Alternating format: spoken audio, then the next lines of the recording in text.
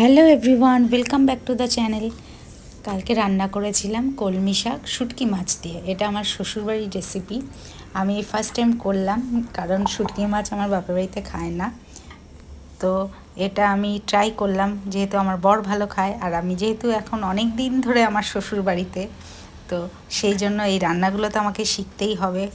কদিন কে করে খাওয়াবে, তাই জন্য দেখলাম আমার ছেলেও ভালো খায়, তারপরে করাটা শিখেই নিলাম। দেখো, তোমাদের সাথে শেয়ার করছি। আগে শুটকি মাছ যেমন করে সেরকমভাবে করে নিলাম।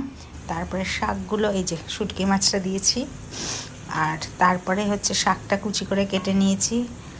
কেটে নেওয়ার পর শুটকি মাছটা যখন পুরোটা হয়ে আসবে তখনই আমরা ওই কলমি শাক কাটাটা দিয়ে দেব।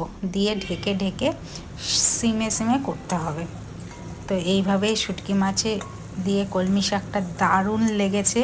অবশ্য যারা শুটকি মাছ খায় তারা, আর যারা না খায় তারা তো নাক সিটকাবে, সেটা তো জানি, কিন্তু আমার খুব ভালো লেগেছে। যেহেতু আমি এটা মানে শ্বশুরবাড়িতে প্রথমে এসে খেয়েছি, আমার মা বলে কী সব খাস তোরা, কারণ আমার বাপের বাড়িতে এগুলো খায় না, তাই জন্য আমার মা করে। এটা হচ্ছে নারকেল দিয়ে। আজকে ভিডিওটা যদি ভালো লাগে অবশ্যই লাইক করবে, শেয়ার করবে, সাবস্ক্রাইব করবে।